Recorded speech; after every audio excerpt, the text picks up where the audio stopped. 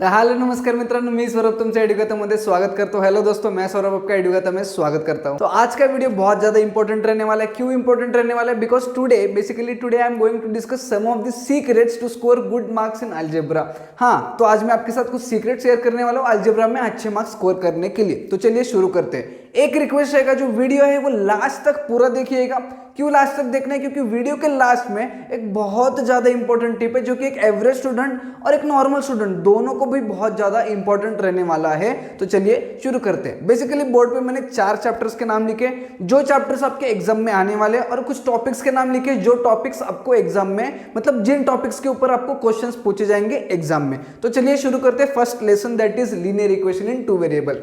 सबसे पहले मैंने यहाँ पे ब्रैकेट में लिखा है 12 मार्क्स। अब ये 12 मार्क्स क्या है? तो बेसिकली अकॉर्डिंग टू मी, मेरे हिसाब से मैंने ये कैलकुलेट किया है कि जो लीनियर इक्वेशंस इन 2 वेरिएबल्स है, इसमें आपको 12 मार्क्स का क्वेश्चन सॉल्व करना है। These marks are without option, with option नहीं है, ये विदाउट ऑप्शन है। मतलब कुछ भी करके आपको 12 मार्क्स का सॉल्व करना है। ठीक है, इतना समझ में आया? ओके, अब टॉपिक्स क्या क्या रहने वाले वो सबसे पहले बताता हूं। सबसे पहले देखेंगे simultaneous linear equation. Simultaneous linear equation topic है, उसमें भी जो लास्ट वाला पार्ट है, मतलब जिसमें बड़े बड़े कोएफिशिएंट वाले जो क्वेश्चंस थे, questions with higher coefficient values, वो ही आने वाले हैं। बाकी के जो कुछ भी है वो नहीं आने वाले।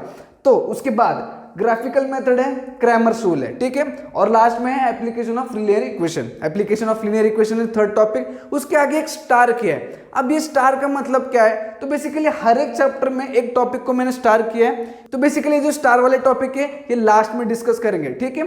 तो सबसे पहले देखते हैं लीनियर इक्वेशन इन 2 वेरिएबल। ये जो चैप्टर है, इसमें अच्छा स्कोर करने के लिए क्या कर सकते हैं? बेसिकली 12 मार्क्स को आपका लिखना है, 12 मार्क्स का पेपर लिखना है, लीनियर इक्वेशन आपको आने वाले हैं। तो बेसिकली 12 मार्क्स के लिए लीनियर इक्वेशन आपको लिखना है। अब उन 12 मार्क्स में से ये जो पहला टॉपिक है, ये बहुत ईजी है, हायर कोएफिशिएंट वैल्यू वाला, ठीक है। अगर उसके मैक्सिमम 3 to 4 एग्जांपल सॉल्व करते हो तो आ जाता है आपको, ठीक है।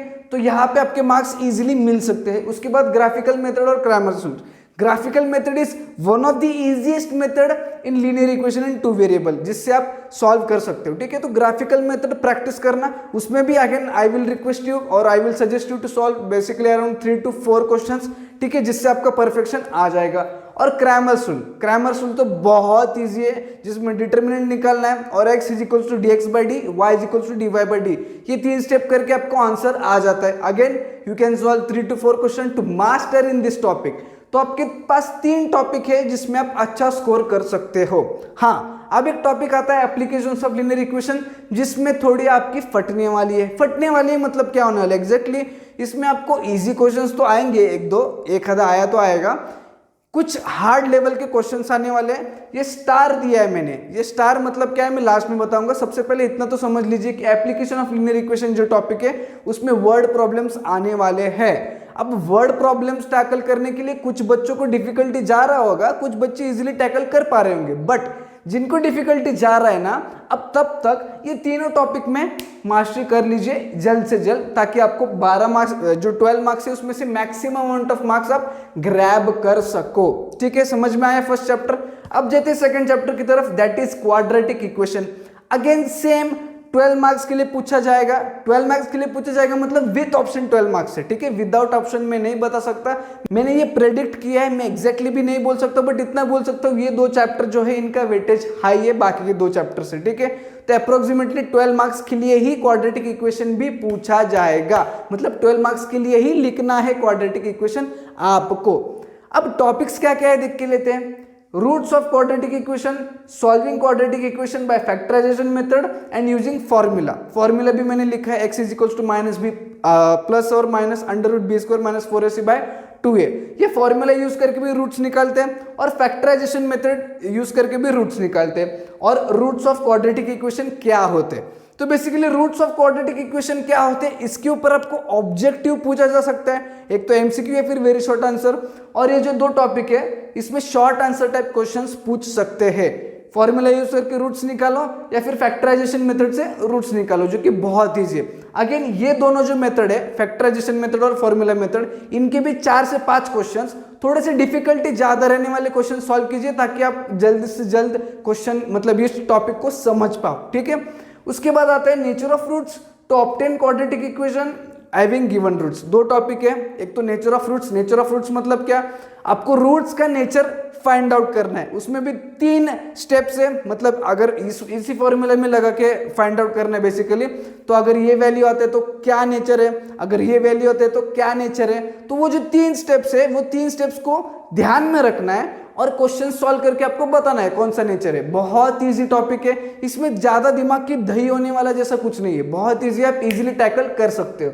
और to obtain quadratic equation having given roots, मतलब आपको रूट्स दिए जाएंगे, उससे आपको क्वाड्रेटिक इक्वेशन जो है वो फॉर्म करना है। इसमें भी फॉर्मूला दिया गया है बुक में, या फिर मैंने भी वीडियोस में लिया है पहले, अब मुझे याद नहीं है क्वाड्रेटिक इक्वेशन कब पढ़ा है, बट एक फॉर्मूला दिया गया है। वो फॉर्मूला आप देखोगे ना तो उसमें सिंपली आपको रूट्स की जो वैल्यू डालनी है, आपको क्वाड्रेटिक इक्वेशन आ जाएगा। बहुत इजी है।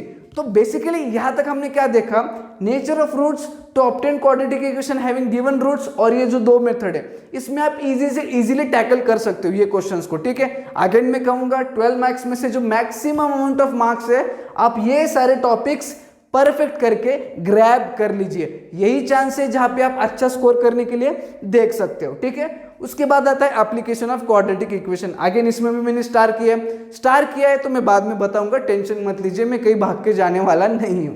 एप्लीकेशन ऑफ क्वाड्रेटिक इक्वेशन मतलब बेसिकली वही, आपको न्यूमेरिकल्स पूछे जाएंगे, वर्ड प्रॉब्लम्स पूछे जाएंगे। न्यूमेरिकल्स मतलब वर्ड प्रॉब्लम्स पूछे जाएंगे। अब वर्ड प्रॉब्लम में क्या कुछ अलग होता है कि नहीं, जो कंसेप्ट आपने यहीं पे पढ़े हैं वही कंसेप्ट वहां पे लगाना है, बट वर्ड प्रॉब्लम में जो कुछ भी क्वेश्चन है उसको प्रॉब्लम के फॉर्म में दिया जाता है। ठीक है, यहाँ पे जैसे क्वेश्चन डायरेक्टली पूछे जाते हैं, जैसे कि फॉर एग्जांपल फैक्टराइजेशन मेथड है, आपको डायरेक्टली क्वाड्रेटिक इक्वेशन दिया जाएगा, आपको बोलेंगे रूट्स निकालो using factorisation method. But word problem में आपको सबसे पहले इक्वेशन को फॉर्म करना है। फॉर्म करने के लिए कुछ कंडीशंस दिए जाएंगे, वो कंडीशंस को समझ के इक्वेशन फॉर्म करना है। उसके बाद उस इक्वेशन को आप जो चाहिए वो मेथड से सॉल्व कर सकते हो। इतना ही है, ज्यादा डिफिकल्टी नहीं है। तो मेरे हिसाब से आप जो बच्चे हो ना, ये जो एप्लीकेशन ऑफ क्वाड्रेटिक इक्वेशन है या फिर एप्लीकेशन ऑफ लीनियर इक्वेशन है, इन टॉपिक को भी as a easy topic consider करके पढ़ाई कीजिए। As a hard topic consider करके मत पढ़ाई कीजिए। As a easy topic consider करके पढ़ाई करोगे ना तो इन लोग के साथ ये हार्ड टॉपिक जो लगते हैं कोई लोगों को, वो भी निकल जाएंगे। तो इतना टेंशन मत लीजिए, हो जाएगा। बस ध्यान रखिए मैं जो बोल रहा हूँ, किस टाइप के क्वेश्चंस कहाँ पे पूछे जा सकते हैं, कौन सा टॉपिक पहले करना है जो इजीली एक्सपर्ट हो सकते हो, मतलब जिन टॉपिक में आप इजीली एक्सपर्ट हो सकते हो वो पहला करो। 2 चैप्टर समझ में आ गए आपको। ओके, 3rd चैप्टर की तरफ जाते हैं, विच इज अरिथमेटिक प्रोग्रेशन। अभी अरिथमेटिक प्रोग्रेशन अगेन वो है 8 मार्क्स के लिए, मतलब अरिथमेटिक प्रोग्रेशन के आपको 8 मार्क्स के लिए जो क्वेश्चन है वो सॉल्व करने हैं। ये विदाउट ऑप्शन मार्क्स है, बार बार रिपीट कर रहा हूं ताकि आपको कंफ्यूज ना हो। टॉपिक्स क्या क्या देखते हैं, सबसे पहले terms in sequence. Terms in sequence म्हणजे first term, second term, third term, fourth term क्या होते हैं। उसके बाद ए क्या होता है, डी क्या होता है। अरिथमेटिक प्रोग्रेशन इन बेसिक क्या है। ये जो टॉपिक मैंने बताए इन पे एक तो आपको ऑब्जेक्टिव आएंगे या फिर वेरी शॉर्ट आंसर्स आएंगे। तो ये जो है वो 2-3 घंटे में आप एक्सपर्टाइज कर सकते हो, इसको ज्यादा वैल्यू नहीं देना है। 2-3 घंटे में आप ये कर सकते हो। मतलब अरिथमेटिक प्रोग्रेशन के जो ऑब्जेक्टिव्स या फिर very short answer type questions आने वाले हैं, उन क्वेश्चंस को आप 2-3 घंटे में एक्सपर्टाइज कर सकते हो, फिर मास्टरी कर सकते हो। तो ज्यादा टेंशन लेना नहीं है। उसके बाद nth term of an AP and sum of nth term in an AP. अब ये टॉपिक बहुत इंपॉर्टेंट है। क्यों इंपॉर्टेंट है मैं आपको बताता हूँ। सबसे पहले nth टर्म ऑफ एपी, इसके लिए पूरा एक अलग एक्सरसाइज डेडिकेटेड किया है बुक में। Sum of n terms in N AP, इसके लिए भी पूरा अलग एक्सरसाइज डेडिकेट किया है। अब बेसिकली ये जो 2 टॉपिक है, इन टॉपिक पे इंडिविजुअल अलग अलग क्वेश्चंस पूछ सकते हैं या फिर एक कॉम्बिनेशन ऑफ क्वेश्चन भी पूछ सकते हैं। कॉम्बिनेशन मतलब क्या, एक ही क्वेश्चन जिसमें आपको सम भी निकालना है और जिसमें आपको कोई nth टर्म भी निकालना है। ठीक है, तो ये ऐसा कॉम्बिनेशन वाला क्वेश्चन भी आ सकता है, बट मोस्ट प्रोबेबली आपको इंडिविजुअल क्वेश्चन पूछेंगे। ठीक है, इंडिविजुअल क्वेश्चन मतलब क्या, कोई क्वेश्चन में आपको बोलेंगे nth टर्म निकालो, कोई क्वेश्चन में आपको बोलेंगे सम ऑफ nth टर्म निकालो। इतना समझ में आया। तो ये 2 जो टॉपिक है, मैं कह सकता हूँ अराउंड आपको 1 दिन लगेगा, ज्यादा से ज्यादा 1-1.5 दिन लगने वाला है मास्टरी करने के लिए। मास्टरी मतलब एकदम परफेक्ट करने के लिए। और ये जो कुछ भी मैं आपको बता रहा हूँ ना, जो कुछ भी टॉपिक्स आपको बोल रहा हूँ, इतने दिन में हो सकता है, इतने टाइम में हो सकता है, वो तभी होगा जब आप नंबर ऑफ क्वेश्चन सॉल्व करोगे। बस देखने से कुछ होने नहीं वाला है, हार्ड वर्क तो करना ही पड़ेगा। ये जो प्रैक्टिकल टिप्स है, ये टिप्स कोई शॉर्टकट नहीं है आपके एग्जाम्स की तरफ, ठीक है। ये बस एक टिप है जिसको आप फॉलो करके अच्छा स्कोर कर सकते हो, ठीक है। ये कोई शॉर्टकट नहीं है, हार्ड वर्क तो आपको तब भी करना ही होगा। तो जो कुछ मैं आपको बोल रहा हूं उसमें नंबर ऑफ क्वेश्चन सॉल्व करते जाइए, ठीक है। बस देख के ओरली मत जाना एग्जाम में। आगे थर्ड टॉपिक है application of an AP. Application of AP मतलब उसमें भी आपको वर्ड प्रॉब्लम से पूछे जाएंगे। अगेन इसमें भी मैंने स्टार किया है, एप्लीकेशन में भी सेम। अब एप्लीकेशन में मोस्ट प्रोबेबली आपको कॉम्बिनेशन ऑफ कंसेप्ट्स पूछे जाएंगे। कॉम्बिनेशन ऑफ कंसेप्ट्स मतलब क्या? तो basically sum of n terms and nth term of an AP, ये दो जो कॉन्सेप्ट है इनको मिक्स करके जो प्रॉब्लम बनेगा उस पे आपको एप्लीकेशन मतलब वर्ड प्रॉब्लम्स पूछ सकते हैं, क्योंकि यही मुझे लगता है एक ज्यादा मार्क्स का क्वेश्चन बन सकता है। तो 8 मार्क्स है, 8 मार्क्स आप देखिए, इसमें से 80% तो बहुत इजी चीज है। मतलब 8 मार्क्स में भी 5-6 मार्क्स आप इजीली ग्रैब कर सकते हो, ठीक है। तो सोचिए कैसा करना है, कितना प्रैक्टिस करना है। टॉपिक्स बहुत इजी है, कोई डिफिकल्ट टॉपिक नहीं है, बस आपका देखने का नजरिया डिफिकल्ट है। अगर आपका देखने का नजरिया इजी हो जाता है तो सारे टॉपिक्स आपको ऑटोमेटिकली इजी लगने वाले हैं। 4th चैप्टर के बारे में बात करते हैं, which is probability.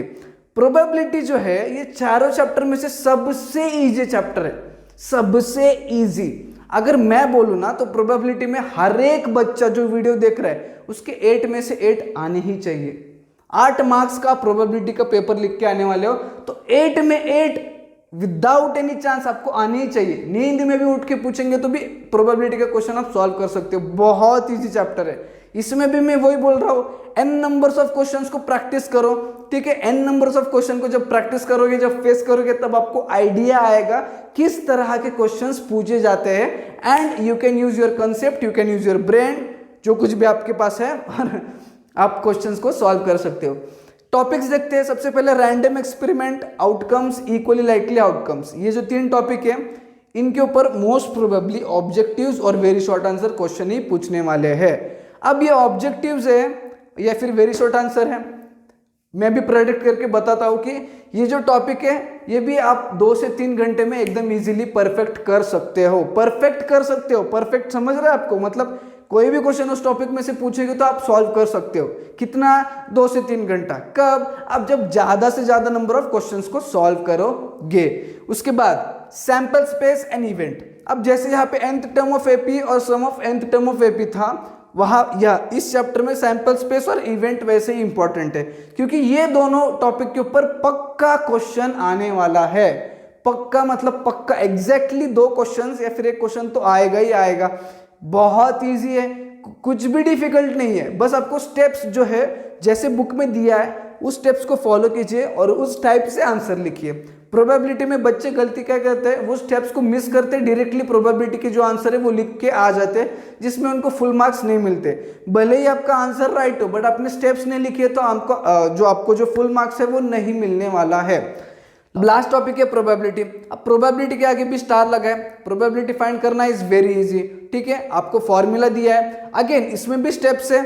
Sample space और इवेंट आ जाएगा ना आपको तो प्रोबेबिलिटी आ जाएगा। एक फॉर्मूला दिया है, उस फॉर्मूला को फॉलो करना है, उसमें वैल्यूज डालना है, आपको प्रोबेबिलिटी आ जाएगा, ठीक है। फॉर्मूला भी कुछ ज्यादा नहीं है, फॉर्मूला भी कुछ ज्यादा डिफिकल्ट नहीं है, सारा रिलेटेड है सैंपल स्पेस और इवेंट से। अगर ये 2 टॉपिक परफेक्ट करते हो तो प्रोबेबिलिटी ऑटोमेटिकली आ जाएगा। अब प्रोबेबिलिटी में आपके बुक में प्रोबेबिलिटी को लेकर कुछ हाई ऑर्डर थिंकिंग स्किल के क्वेश्चन दिए, 1-2 वर्ड प्रॉब्लम भी दिए, उनको जरूर करके जाना, उनका बहुत ज्यादा इंपॉर्टेंस है। तो समझ में आया आपको कौन से टॉपिक आप कितने जल्दी कर सकते हो, अभी कौन सा टाइम आप इन्वेस्ट कर सकते हो कौन सा टॉपिक करने के लिए, या फिर बाद में कौन सा टाइप इन्वेस्ट करने वाले हो। आपको एक शॉर्ट रिव्यू हो गया होगा, आपके दिमाग में आपको पता चल गया होगा कि कितने दिन में आप जो अलजेब्रा है उसको खत्म कर दोगे। But according to me around 10 to 12 days में आपका अलजेब्रा परफेक्ट हो जाना चाहिए, परफेक्ट हो जाना चाहिए। अब जो लास्ट में मैं आपको इंपॉर्टेंट बात बताने वाला था वो मैं बताता हूँ। ये जो स्टार किए गए ये जो टॉपिक्स है जिसके आगे मैंने स्टार किया है, basically question number 4 and question number 5 आपके जो क्वेश्चन पेपर रहने वाला है उसमें जो क्वेश्चन नंबर 4 है और क्वेश्चन नंबर 5 है, वही 2 क्वेश्चन है जिसमें बच्चे आके रोने स्टार्ट करते हैं। तो बेसिकली क्वेश्चन नंबर 4 से पहले नॉर्मल स्टूडेंट या भी कोई एवरेज स्टूडेंट भी सारा कुछ सॉल्व करके आ जाता है, बट जब वो क्वेश्चन नंबर 4 और क्वेश्चन नंबर 5 को फेस करता है तभी उसमें प्रॉब्लम्स आना स्टार्ट होते हैं। प्रॉब्लम्स क्यों आता है मैं बोलता हूँ। क्वेश्चन नंबर 4 और क्वेश्चन नंबर 5 में सारे क्वेश्चंस एप्लीकेशन बेस्ड या फिर हाई ऑर्डर थिंकिंग स्किल के क्वेश्चंस होते हैं। अब ये डिफिकल्ट क्यों लगते हैं बच्चों को, मैं भी वो भी बताता हूँ। Basically if you are talented, आप क्वेश्चन नंबर 4 से पहले सब कुछ सॉल्व कर सकते हो, and if you are smart तो आप क्वेश्चन नंबर 4 और क्वेश्चन नंबर 5 भी सॉल्व कर सकते हो। क्या डिफरेंस है मैं आपको बताता हूं। अगर आप टैलेंटेड हो ना तो कॉन्सेप्ट सारे आपके दिमाग में, फॉर्मूले सारे रटे हुए हैं, तो आप क्वेश्चन नंबर 4 से पहले जितने भी क्वेश्चंस थे फटाफट सॉल्व कर लोगे। बट आप स्मार्ट हो, अगर आपको सब कुछ समझ में आता है और आप क्वेश्चन नंबर 4 और क्वेश्चन नंबर 5 में जो क्वेश्चंस दिए उनको समझते हो, तो आप क्वेश्चंस को बहुत इजीली टैकल कर सकते हो। अब ये क्वेश्चंस इतने डिफिकल्ट है ऐसे मैं आपको बोल रहा हूँ, या फिर आपको कोई बोलता है तो इनको टैकल कैसे करें, इसके लिए कोई न्यू बुक खरीदना है क्या, कोई मतलब कुछ एक्स्ट्रा सोर्स लेना है क्या? नहीं, बेसिकली क्वेश्चन नंबर 4 और क्वेश्चन नंबर 5 को टैकल करना है तो 2 स्टेप करिए। सबसे पहले आपके टेक्स्ट बुक में से सारे सॉल्व्ड एग्जांपल सॉल्व करिए और प्रॉब्लम सेट को सॉल्व करिए, क्योंकि क्वेश्चन नंबर 4 और क्वेश्चन नंबर 5 जिसमें application based questions and high order thinking skill के जो क्वेश्चंस है वो प्रॉब्लम सेट में से ही उठाए जाते हैं। बस वैल्यू चेंज कर देंगे, बाकी क्वेश्चन भी कभी कभी एज इट इज होता है। तो प्रॉब्लम सेट अगर करते हो थरोली ये चारों चैप्टर्स के, तो आपको क्वेश्चन नंबर 4 क्वेश्चन नंबर 5 में कोई भी डिफिकल्टी नहीं आने वाली है। समझ में आया? समझ में आया आपको क्या प्रैक्टिकल टिप्स थे अच्छा स्कोर करने के लिए अलजेब्रा में? तो इन टिप्स को जरूर फॉलो कीजिएगा और आई होप आपको पेपर बहुत अच्छे जाएंगे और आप बहुत अच्छा स्कोर जरूर करोगे। अगर आपको ये वीडियो पसंद आया, अच्छा लगा हो, जरूर फॉलो करना, एक लाइक और शेयर जरूर करना। नहीं हो तो चैनल में सब्सक्राइब करके जाना। हम मिलेंगे नई वीडियो में।